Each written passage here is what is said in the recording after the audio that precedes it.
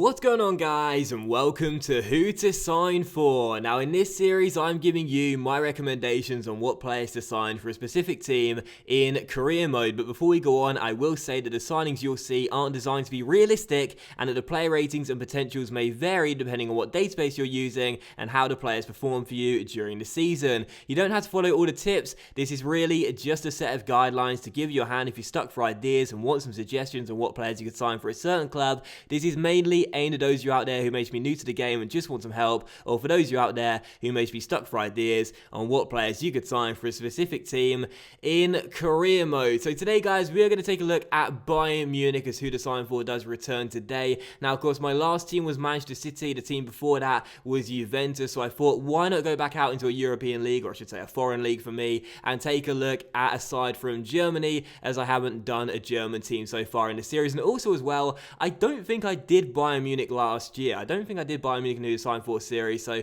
why not take a look at Bayern Munich side and see how I can improve it. Now, as you can see right here, Bayern Munich side is absolutely fantastic. They are one of the strongest sides in Europe. They are the strongest side in Germany, no doubt about that. So it's no real surprise with an £80 million budget. The board expectations in the first season are quite simple. Win everything. Win the league, win the cup, and win the Champions League as well. And with this side, it's more than doable. This is an absolutely amazing team. It's one of the best teams in the game. It's got 3 90-plus players in the first 11 already. Emmanuel Neuer, Jerome Boateng, and of course don't forget Robin Lewandowski up top as well. It's an amazing squad. It's an amazing team, yet it still could be improved. It still could be improved. And in today's episode, it's going to be a challenge, but I'll try and give you some tips and try and show you how to improve this already stacked Bayern Munich side. Now, the one thing I'll say about Bayern Munich's team is this. It's very good, but the interesting thing about it is that it's quite a small squad. Now, of course, in Germany, they only have 34 games per season in the Bundesliga, only one cup competition in the Deutsche Pokal, and of course the Champions League too, but you would still expect it to have a few more players in it anyway and be a little bit more strong in depth. But it is still a really good side. And again, I should take the point I just alluded to there. There aren't too many games in the German league, the Bundesliga, compared to the Premier League, for example. And the two cups, they have the Capital One Cup and the FA Cup 2, or the EFL Cup, I should say, and the FA Cup 2. So I do understand why this squad is not as big as some teams. But anyway, as you took a look at the squad report right there, their team layout too, and also the contract section as well, they do have quite a few players with just 1 year left on their deals. Some noticeable players too. I would only recommend giving 2 contracts out here though, one to Arjen Robben and one to Frank Ribery as well. Now these 2 wingers are most likely going to decrease in stats in the first season, but Robben is 87 overall, Ribery is 86 overall. You can sell them now if you want to, get as much cash as possible and then look to bring in some replacements, but I would say these 2 guys have been on the flanks at Bayern for years. They're absolutely fantastic, and even though they will decrease in stats in the first season most likely, I would still give them at least a new 1 year deal anyway. Keep them here for this season and then look to shift them on next season onwards. Now for players out on loan, there are a couple, but there's one player that I'd recall from loan too. Benatia from Juventus right now, the Moroccan centre-half. He's 83 overall, 29 years old. The truth of the matter is Bayern have got more than enough money to worry about, to not worry about paying a recall fee. It'll cost you about £1 million to bring the guy back, and an 83 overall centre-back, 29 years old. What's he doing at Juventus for you? You know, he's going to do nothing for you. He's not going to grow any ratings. He's not going to get any better. You've got the money to bring him back. You've got the money to pay for his wages, so just bring him back to the side and make the squad even stronger in depth. So bring Benatia back and get him back to Bayern Munich. But for signings for Bayern Munich, you may be wondering where I'd look to buy new players with the £80 million they start off with. Well, I would look for a new right back with Bayern, and the reason being is quite simple. They have Philippe Lahm, of course, just a legend in his own right at Bayern Munich, the German World Cup winner, absolutely awesome player. I think Guardiola called him one of the most intelligent players he's ever worked with, so that gives you some kind of indication as to how good the guy is. He'll be your first choice right back, no doubt about that, but Rafinha's out of contract in the summer. You're going to sell the guy or let him go for free. So bring in a backup right back and a long-term replacement for Lahm, who of course is in his 30s. One of the best right backs you can sign in the game, and in my opinion the best right back you can sign in the game, is Serge Aurier from Paris Saint-Germain. He's 83 overall, has 88 potential, only 23 years old. He'd be an absolutely awesome player. And speaking of Rafinha here, as you can see, we do sell him to Werder Bremen. I tried to get £5 million for him, which was his valuation, but Bremen wouldn't push on £4.4 million, so I said fair enough, take take him, and that's okay, because as you can see, Sergio Aurier, PSG accepted a £30 million bid for their right back, and again, at 23 years old,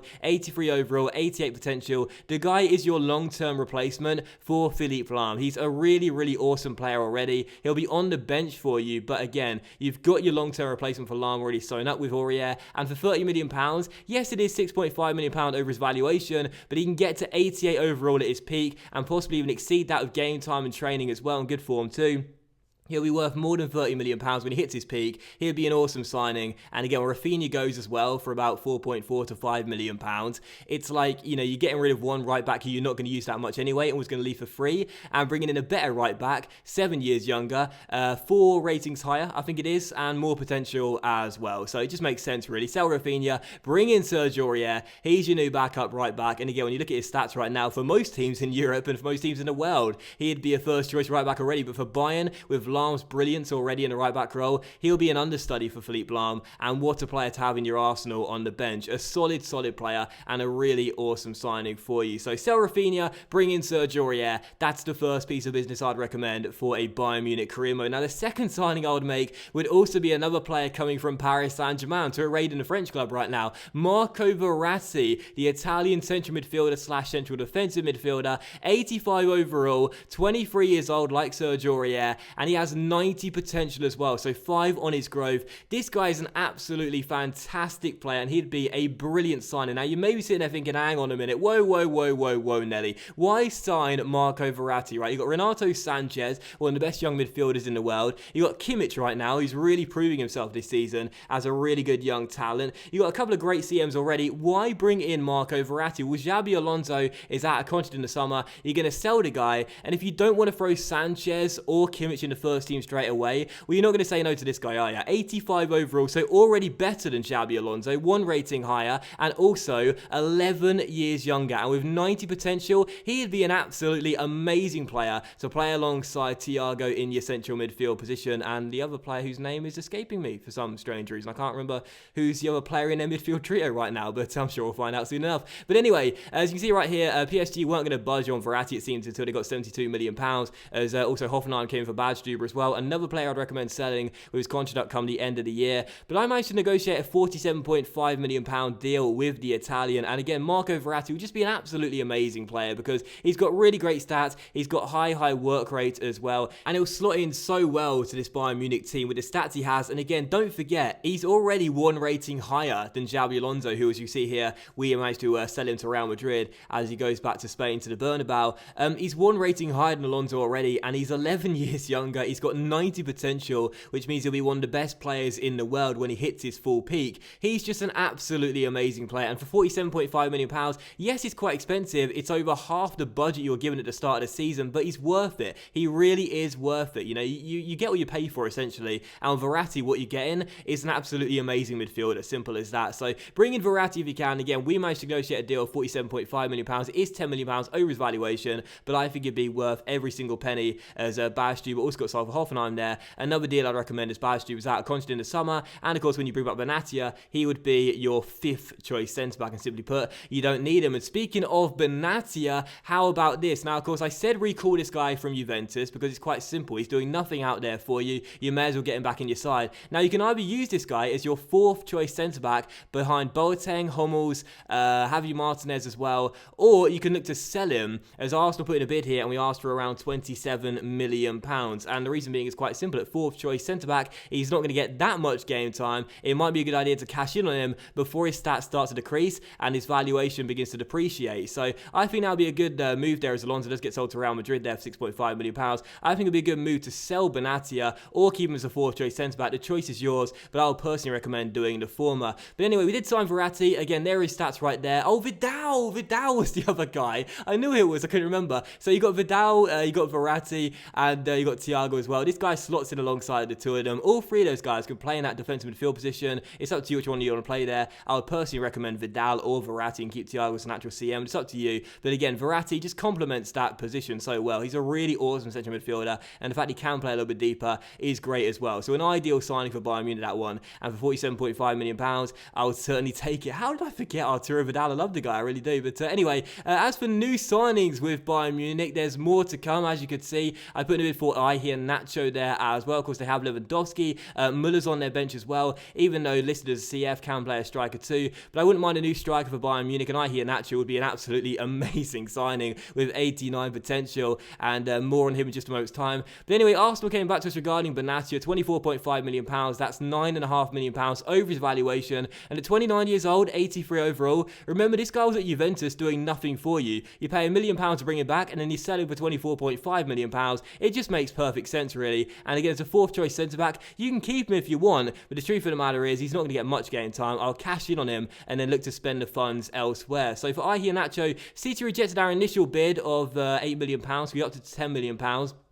And we wait and see what the former Bayern Munich manager Pep Guardiola would say. As we saw there, a sale as Benatia did indeed go to Arsenal for £24.5 million. So to bring in a new player for Bayern Munich, another new centre-back as the signings continue here. How about this guy then? Nicholas Saul playing for Hoffenheim right now. Now you may be sitting there thinking, well, you just sold Benatia and you say we weren't going to use him. Why bring in another fourth choice centre-back that's going to cost you a similar amount? Well, the reason being is quite simple. With Nicholas Saul, he's 9 years younger than Benatia right now. He is 2 ratings lower, but he's got more potential as well. He can reach 87, I do believe, at his peak. He'd be an amazing signing. Again, he'll get better than Benatia. He'll grow in the reserves right now, and eventually, by the time it comes to Boateng and Hummels getting on a little bit, getting into their 30s, this guy will be ready for the first team. So really, you're just playing the long-term goal here. You're selling Benatia, you're bringing in this guy. It may not make much sense on the face of things, but again, if you're doing a long-term save with Bayern Munich, it makes total sense. So bringing Nicholas Saul, he'd be a great signing for the future, and even though he's a fourth choice centre back, you'll know he'll grow in stats in your resis and he'll be good enough by the time he needs to be good enough. So that sort of makes sense, kind of. But anyway, we did sign Iheanacho as well for £10 million. What a sign this would be too. Again, Bayern have Lewandowski, but no other out and out striker. So bring in this guy for your third choice in the resis. Iheanacho, everyone knows the guy. He's such a great young talent. He's already 76 overall. He grows to 89 at his peak. The guy is going to be phenomenal when he hits full potential, and for £10 million, that's an investment right there that you'll look back on when he gets to 89 overall and think, oh my goodness, the smartest £10 million I've ever spent. He'd be an amazing signing. Again, he's not going to be in the first team straight away. He's not going to cost you too much money. He's not too expensive on the wages, 60 grand a week. He's just a great, reliable third choice striker that's going to grow and grow and grow, regardless of whether he gets game time or not. So I'd bring in Iheanacho for £10 million, and also for Nicholas Saul as well. He didn't want to come here because he didn't want the squad role that I was offering, but eventually you will see I did manage to sign Nicholas Saul, and for £20 million, it's £3.5 million under, no, is it 3.5 or £4.5 million less than what we sold Benatia for? It is £3 million over his valuation, but again, Nicholas Saul, just like Iheanacho, is the type of guy that will go in your resis, not played out much in the first season, but when he needs to be good enough to replace the guys in the first team, he will be good enough, as he'll grow those ratings in those resis, regardless of whether they get game time or not. So Nicholas Saul will be a great signing there for £20 million, and after the sales of Badstuber and Benatia as well, he would be an awesome little player to pick up and put in to your Bayern Munich side. So Nicholas Saul, another signing right there, as we continue to keep on bringing in the good young talent for Bayern Munich. And again, 81 overall, 20 years old. He's going to be a monster when he hits his peak at 87 overall. So anyway, Tom Stark got sold to Hamburg as well for £1.4 million. He's a veteran goalkeeper that you won't have much use for. You've got Neuer. He's not going to be replacing your first team right now. You've got Ulreich on the bench as well. You won't need Stark too. You might want to play it safe with 3 goalkeepers. That's what I like to do, but you'll probably only need the 2. And if you were to bring in a third one, we'll discuss that in just a moment's time. And also for new signings for Bayern, as we keep on bringing in new players. But wait, there's more new signings to come. Julian Brandt is another player I'd recommend signing for Bayern Munich. You still have a little bit of money left over, believe it or not, after all these signings. The Leverkusen winger right now is 20 years old, 79 overall. The guy can play out on either flank, or he can play through the middle as well. He's one of my favourite young players in FIFA right now. He's got 88 potential as well, so he's going to grow really, really nicely too, despite the fact, just like Saul, just like Iheanacho, he'll be in the resis in the first season. And also, so will this guy as well, if you're bringing him too. Michel Weiser for Hertha Berlin used to play for Bayern Munich actually, before being sold to the boys from the Olympiastadion. He would be a brilliant signing as well. Now I know you've already signed a new right back in Serge Aurier, but the best thing about Weiser is he can play right back or further forward as well in the right midfield role. He's a really great versatile player to pick up. So you can bring in Weiser and you can bring in Brandt as well. I definitely recommend doing so. They'd be really smart pickups, even though you will have to spend around 20 million on the pair of them. So Weiser, a really solid player, and again, the best thing about him is he can play a little bit further forward,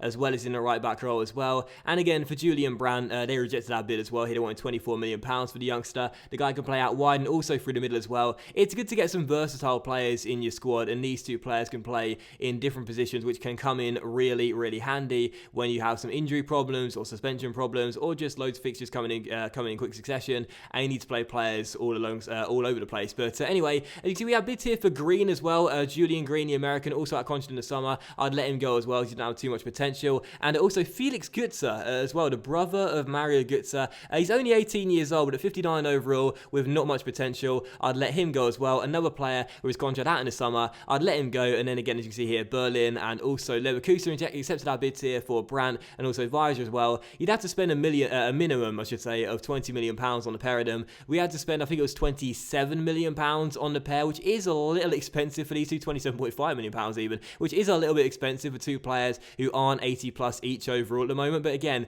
these players have potential. Weiser's 84 potential. Brandt has 88 potential. They're really, really awesome players for the future. And again, you're adding depth to this Bayern Munich side by bringing in these sort of players, even though they're not good enough for the first team right now. And again, as we discussed at the start of the episode, their squad is quite small. So you're bringing in new players, more strength in depth, and also young talent that's going to get better and better as the years go on as well. Now, for a final signing with Bayern Munich, yes, finally going to the final signing now, we're going to take a look at this guy right here. I've signed him a couple more who to sign for as well, and I definitely recommend picking up for Bayern Munich as well. If you were to sell Tom Stark and you did want a third choice goalkeeper, not everyone bothers. Some people are fine with two, but if you are someone like me who wants three goalkeepers in your first team, then pick up this guy from Anderlecht. His name is Vila. He starts off at a very low overall, but he does get to 83 overall at his peak, so grows 20 ratings, which is unbelievable. He's only 17 years old. It'll cost you effectively nothing. It'll be under £1 million.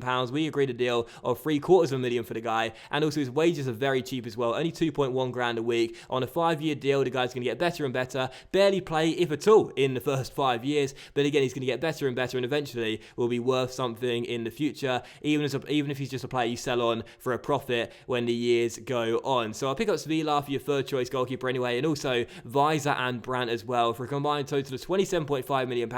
It's a lot of money, again, for players who won't go into the first team right now, but again, you're adding more depth to this Bayern Munich side, you're bringing in good young talent, and both of them being German as well, it's good to know you'll get two players that play, I should say, are eligible to play for the same country as where the club is from as well, because we all like signing players who could play for club and country, don't we, guys? Club and country, so cool. So yeah, bring in Weiser, bring in Julian Brandt as well. Two really smart pickups here. And again, I know some people might sit there and think, well, why waste your money on players that aren't going to play that much in the first season? Well, again, this is a guide for Bayern Munich Career Mode, not just Bayern Munich one season. So you're picking up these guys for the future, as well as still being good squad players in the first season as well. So once you pick up those guys and Svila as well, that'll basically do it for you. You spend £135.75 million on 7 new players, and also raise about £40 million for sales as well. I think it was about 40, I've got it written down somewhere, £43.8 million on selling some players as well. You're bringing in good young talent, you're improving the depth of the side, which is important, like I said at the start of the episode.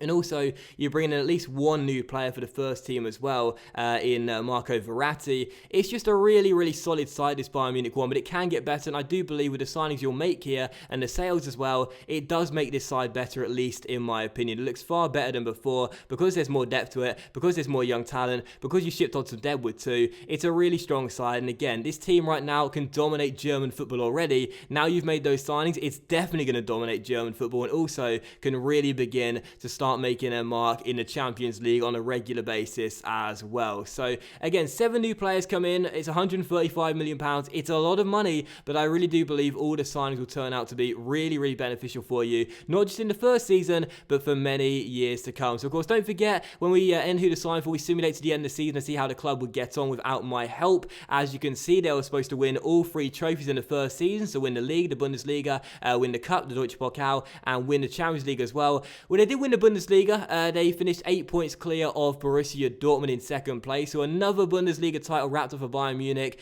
The Deutsche Pokal, however, this was kind of interesting. Now, as we skip to Deutsche Pokal here, you're probably sitting there thinking, okay, Red Bull Leipzig won it. Where did Bayern Munich finish? Where did Bayern Munich finish? I can't find them on the tournament tree. Where did Bayern Munich finish?